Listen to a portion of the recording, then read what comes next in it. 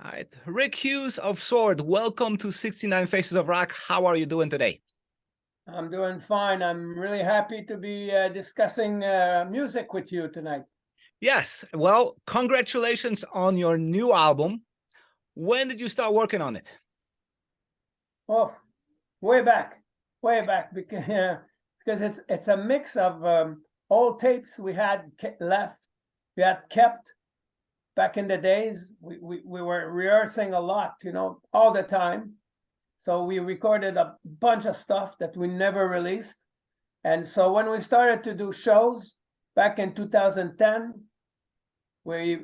after a couple of shows, the demand from the fans was so big for new material that we opened up that vault, and we got some old riff here and there, and we wrote some new stuff, new lyrics, and put it all together, and there it is. Mm-hmm. So it took us like forever. Now, the album sounds incredibly focused and to the point. What was going through your mind when you were writing and recording all of it? We wanted to keep the Sword, if I can express myself this way, legacy intact. So we thought about Metalized, the direction it took. After that, Sweet Dreams came about. It took a different direction because that's the way artists usually work. They don't try to redo the same album over and over again. And when we thought about doing a trilogy, we thought to ourselves, it's gotta like be the continuity of what we've already done. Well, staying in the metal genre. You definitely achieved that. I mean, the album says it's a natural follow-up to Sweet Dreams in my book. I think so. Yeah. Your vocal range sounds incredible on this new album. How do you maintain your voice? I sing all the time. Mm-hmm. I sing all the time. Look, I got my guitars here. If I change room, there's other guitar in the other room, and so when I'm home, I write songs. I learn songs. I love to sing. Even for myself. Sometimes my wife's upstairs. I'm here in this room, and I just sing songs for like half an hour. So it keeps my voice, the muscle. It keeps. Mm-hmm.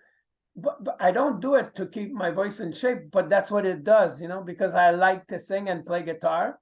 It keeps me in shape. And of course, to have the range you're talking about and to still have the power to deliver it, well, you have to have a way of life that's a bit stable, like good sleep, no tobacco, no alcohol for me, at least. So it's good for the throat. The throat stays clear. Yeah. Let's talk about some of the songs now. In I Am in Command, you say that you're a restituted soul. Care to explain that line, and what do you mean by that? We are all the result of our lives.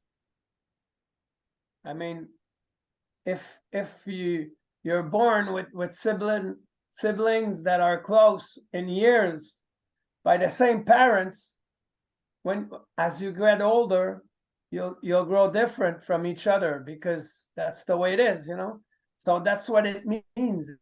It means that I've lived through a lot of stuff. Some good, some bad, some really bad. So that makes me a restituted soul. Yeah, I figured that line has a dig deep.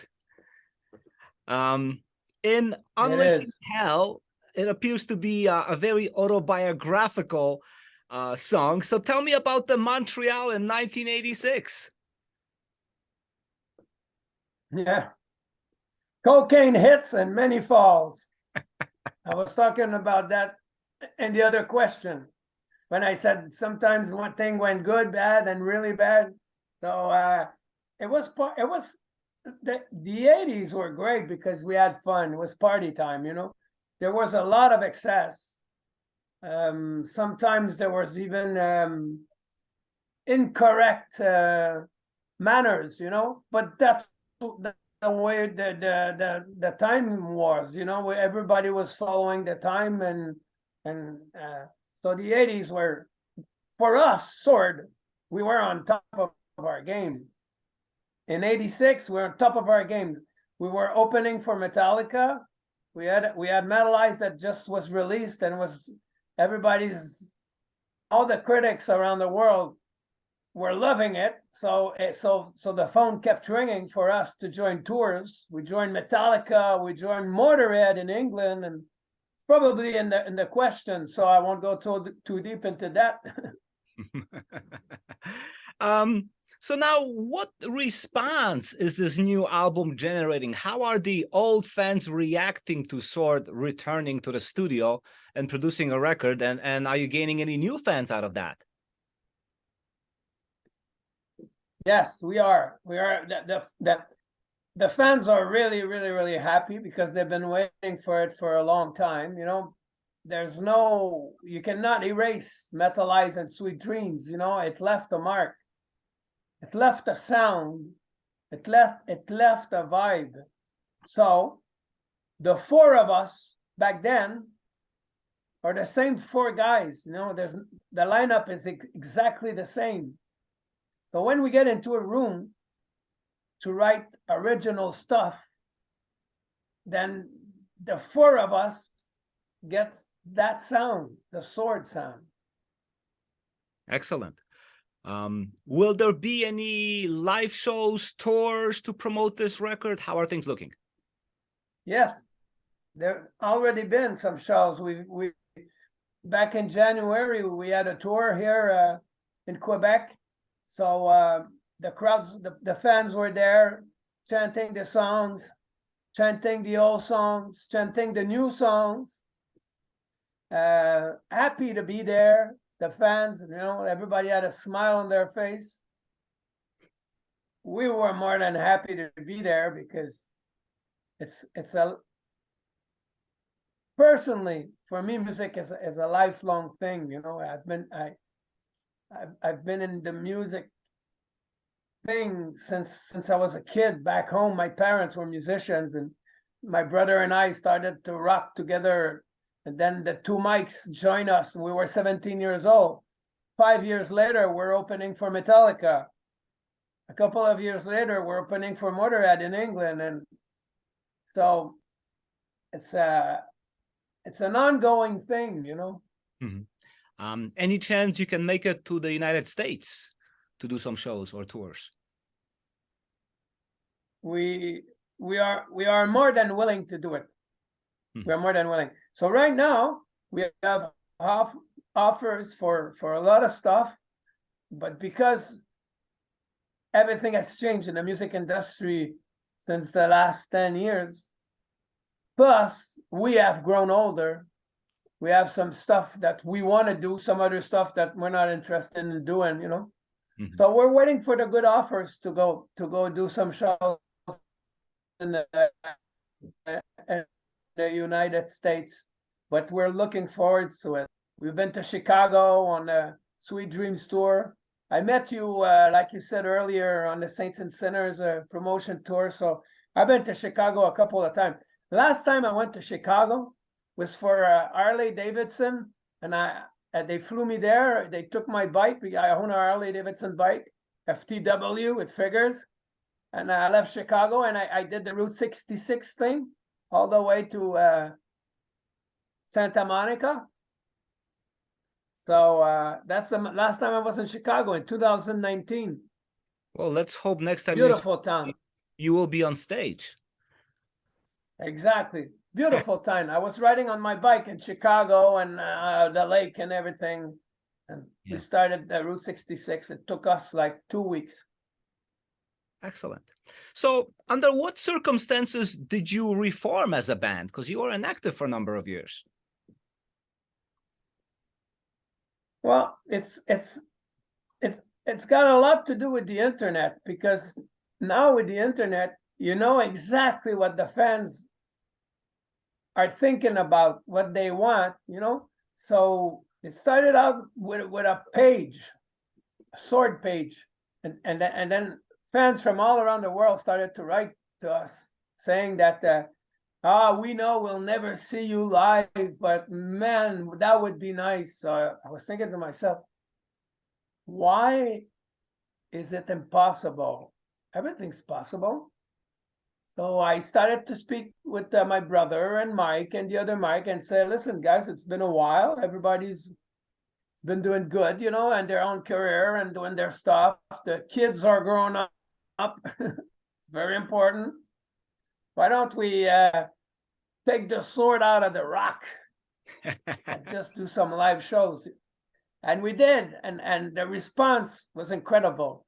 We're very, very, very meticulous. So we rehearsed for a long time before we did our comeback shows back in 2019. And we did it at the Heavy Montreal, which is the biggest venue here you can be booked on every year. It's a big festival. All the biggest band in the world go there. So in 2010, they invited us, and they invited us back in 2013. So the feel of the crowd, that's what brought us back. It's the fans that brought us back, the love of the fans. It's all about the fans. Now, you mentioned before you brought back all original members. How would you describe your relationship since you've managed to maintain for so long? We went to school together. We started our first band together, and we reached the stars with it, you know. After that, we kind of disband without disbanding because we're neighbors, we're friends, we're like brothers. So we worked with each other on other projects, a lot of other projects, because it's been a while. So we always kept in touch. We always stayed friends, and our claim to fame has always been Sword. Even if we managed to get through life, you know, doing our music and our stuff without being a metal band. Because being a metal band takes a lot of devotion, you know, a lot of sacrifice, and right now, like I said, the timing is perfect. Yeah. But so we keep the relation between, yes. But to answer your question properly, it's funny because when we were kids, you know, like in our 20s, and we were on the top of our game, there was a chemistry between us when it was time to make music and nobody was listening, just the four of us, you know, there was a chemistry there. And when we started back like 20 years later, and we started to jam, it took like a week, a month, I don't know, but it felt right back to when we were kids. Everybody had their same spot, everybody had the same. It's very hard to explain, but the chemistry was intact. Yeah. Now, the first thing you did when you reformed was a live album. Tell me about that. The live album was a recording that we've done when we toured with Motorhead back in England in '89, and we toured and we did the UK. And when we finished the tour, we were at the Hammersmith Odeon. We asked our sound man to tape the show, and he taped the show, and we kept that in the same vault where we kept the original songs that we So when we went to the vault, we said, "Oh, that's the live show. That let's listen to that." So once we listened to it, we said, "Okay, we got to put it out." So this is the live album is interesting because that's sort of at the top of its game. Like I said earlier, we were with Motorhead for 35 days, and during those 35 days of traveling, of doing shows, we did 30 shows, 35 days, 5 days off for 30 shows. Imagine that. That's intense. And we taped the last two. That's what we have on the live album, live at the Hammersmith. Odeon. Let's talk some history now. How did Sword become a band in the first place? My brother and I started to kind of rock and roll back at the house in the basement of my mother's house. So I was playing the guitar, singing. Dan was banging on cheap drum because we were kind of poor, you know, and we started out. We were like 12, 13 years old. So we did that for a couple of years. Meanwhile, Mike Plant and Mike Laroque, Mike Plant is our lead guitarist, main compositor of the band, plus Mike Laroque, who's the bass player. They were in a band together since they were a child. So we met one day going at the McDonald's to get a fry. And being the guy that I am, my brother is a big guy, that's the drummer, you know, and I'm like the pit bull. I'm always in front. So I said to Dan, Dan, these guys could be our guitarist and our bass player. So you think so? Are we good enough? I said, oh yeah, we're good enough. So I went to speak to them, and they were at the house the next day, and it took us like a year or so, and we were ready to hit the stage. Mm-hmm. We always been very, very serious about the rehearsals. It's like you'll never see a Sword concert where the band is not ready. This will never happen. We're very serious about that. It's got to be good. Everything's got to be spot on. Coming from Canada, what challenges did you face? A lot of challenges. A lot. You know, strangely enough, there's a lot of good hard rock metal act that came from Canada. But I don't know, it's probably got to do with the structure of the business. If you back in the 80s, if you were from LA or San Francisco, you know, the metal genre was all there. And once that was finished, then it was Seattle. Then it was you know, so yeah, there is a difficulty when you're from Canada if you do hard rock. And if you're from Quebec, which is a French-speaking province, as you can hear on my accent, it makes it even harder. But nobody said it would be easy anyways. True. In 1986, you released Metalized, right? How did that album do for you? It changed our lives because here we are, 4 guys, you know, writing Dare to Spit, FTW, Stoned Again, Evil Spell, and playing it in our garage. Like I said, you know, we wanted to be really good for the stage. And while we were doing our stuff, a guy comes to our rehearsal, and he's a photograph hired by someone.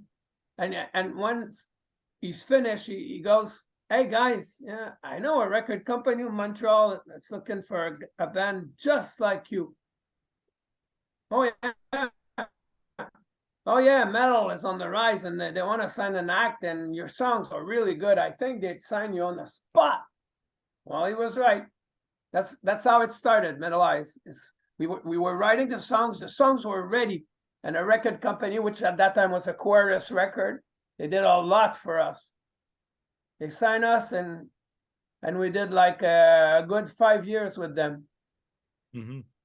What promotions did you receive at that time? Very good promotion. We were first album was distributed worldwide by Capitol Record.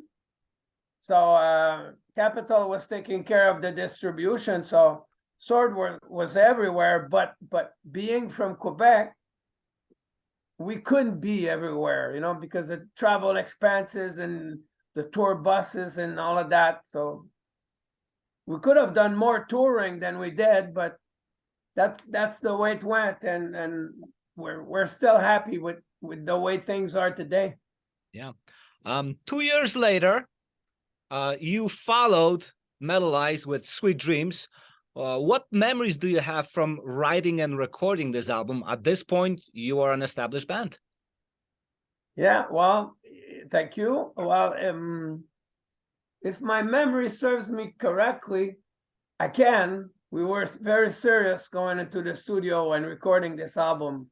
We wanted to be the best that we could be. We didn't want to write an album as good as Metalized or some, you know, or that had some resemblance, so that the fans would not be too. No. We just went naturally, and we wrote the songs and we laid them out, and now after all those years, when I listen to Sweet Dreams, I'm quite happy with what we've done. How much touring did you do for Sweet Dreams? We did some touring with Alice Cooper, Warlock. We did some touring in America, in Canada, and that's about it. We didn't do that. That's what I said earlier. We could have done more touring for both albums, but we did some important tours. Like I said earlier, Metallica, Motorhead, Alice Cooper, too much to remember. Yeah. Now, unfortunately, that was the last album from the initial run. So why did Sword eventually break up, split, or stopped? Because of grunge music. Mm-hmm. Back in we recorded in '86 the first album, '89 the second one. So we did like 2-year promotion. So it takes us to 1990, 91, 92. Grunge came out, and bands like I don't know, Motley Crue. Back in the '90s, Motley Crue were doing bars. Remember that? Yeah. So I mean, you had to, back then, you had to have the biggest fan base, the biggest record company, in their case, it was Elektra, to back you and keep you alive while that thing that was called grunge would pass by, because it took the oxygen out of the room. I mean, remember, when grunge came out, all the radio stations stopped playing hard rock, heavy metal, hair metal bands. It was done. It was grunge all the way. So a lot of us had to find jobs to pay the bills, to get the kids through schools. Unfortunately. So that's why. Was there anything you regret from that time? Any regrets? Yeah, maybe I should have said to my mother that I loved her more than I did. That's the only regret I can think about now that she's gone. It has nothing to do with music. Yeah. It has nothing to do with music, but it's the only thing that came to mind, because I have a philosophy is that in life there's no regret. There's only the things you do and the things you don't do. So what I did, whatever I did, if it was a good thing or a bad thing, the good thing brought me some good memory, and the bad things brought me a good lesson. So no, not really. I don't have any regrets. And speaking of lessons, now that Sword is back, what lessons from the 1980s are you applying into the band now? Now we're more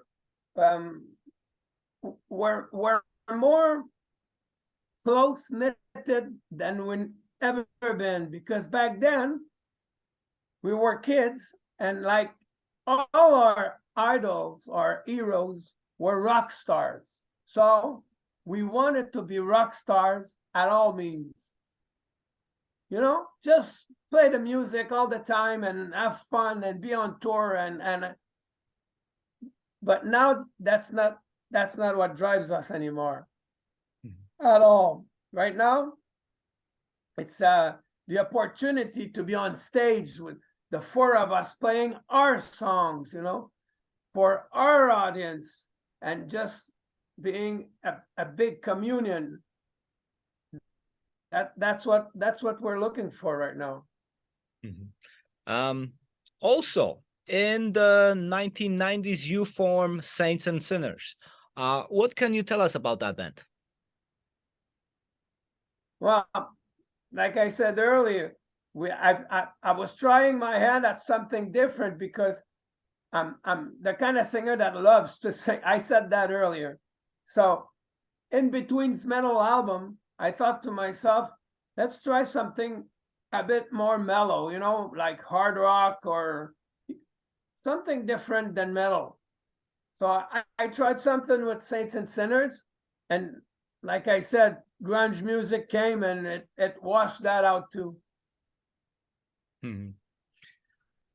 Finally, don't get me wrong. There's a lot of grunge fans. There's a lot of grunge fans that are gonna listen to this interview. I love grunge music. It was a good era, you know. Mm-hmm. But it kind of took the oxygen out of the room for a lot of very talented musicians, and that's my souvenirs of that time. Yeah. Finally, what's next? Okay. Well, live shows, and I'm waiting for it. I'm like a horse, you know, a racehorse. Yeah. I'm ready, man. I'm ready to race.